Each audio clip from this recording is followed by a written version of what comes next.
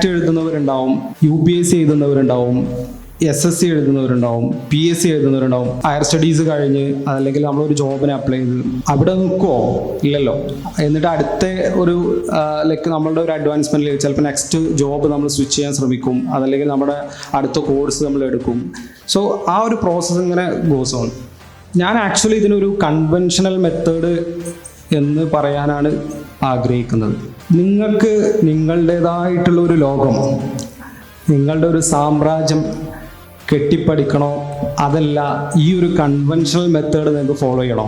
യഥാർത്ഥത്തിൽ ഈ കൺവെൻഷണൽ മെത്തേഡിൻ്റെ ഒരു പ്രോബ്ലം എന്താണെന്ന് വെച്ച് കഴിഞ്ഞാൽ അവിടെ നമ്മളെ എപ്പോഴും ഡ്രൈവ് ചെയ്യുന്ന എക്സ്റ്റേണൽ മോട്ടിവേഷൻസ് ആണ്. പലപ്പോഴും ചിലപ്പോൾ നമ്മുടെ റെസ്പോൺസിബിലിറ്റീസ്, നമ്മുടെ ഫാമിലീസ്, നമ്മുടെ ടീച്ചേഴ്സ്, നമ്മൾ ഒരു എക്സ്റ്റേണൽ മോട്ടിവേഷൻ്റെ ഭാഗമായിട്ട് നമ്മളിങ്ങനെ ഒരു ജേണിയിലാണ്.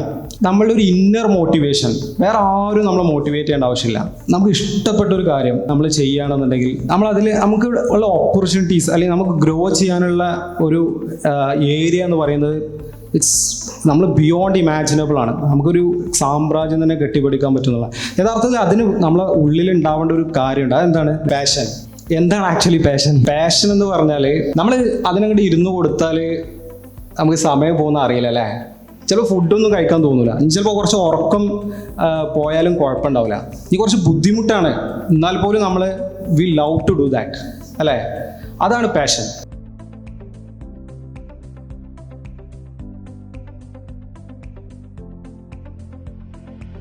യൂണിവേഴ്സിറ്റിയിൽ കിട്ടുന്ന കാര്യങ്ങൾ മാക്സിമം എൻജോയ് ചെയ്യുക. ബിക്കോസ് ഇത്രയും നല്ല ഡീറ്റെയിൽഡ് ആയിട്ടുള്ള എക്സ്പ്ലനേഷനും സബ്ജക്റ്റീവ് ആയിട്ടുള്ള ക്ലാസ്സുകളും വേറെ എവിടെ നിന്ന് നിങ്ങൾക്ക് കിട്ടാൻ പോകുന്നില്ല.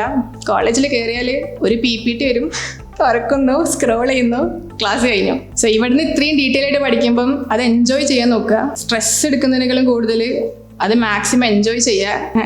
ഐ സ്വെയർ ഇത്രയും നന്നായിട്ട് എവിടുന്ന് വേറെ ക്ലാസ് കിട്ടില്ല. അത്രയും നല്ല ഡീറ്റെയിൽ ആയിട്ട് അവിടെ ക്ലാസ് കിട്ടുക. ഏതാണോ നിങ്ങൾ ചൂസ് ചെയ്യുന്ന കരിയർ, ഏതായിരുന്നോ നിങ്ങളെ പാഷൻ, അതിൽ ബെസ്റ്റ് ആവാൻ നോക്കുക. അതാണ് ശരിക്കും പറഞ്ഞ എയിം എന്ന് പറയുന്നത്.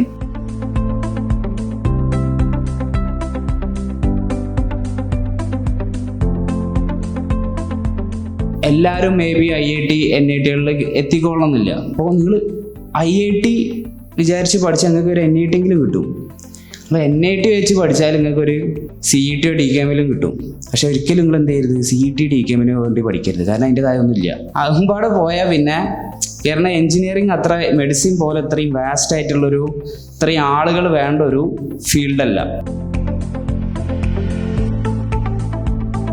നല്ലൊരു കോളേജിൽ നിങ്ങളും കയറുകയാണെങ്കിൽ 4 വർഷം കൊണ്ട് നല്ലൊരു കമ്പനിയിൽ പ്ലേസ്ഡ് ആവും. അതുപോലെ നല്ല ഇൻകമുള്ള നല്ല ജോലിയും കിട്ടും. നമ്മളെ ലൈഫ് അങ്ങനെ ഒരു 4-5 വർഷം കൊണ്ട് സെറ്റിൽ ആവും.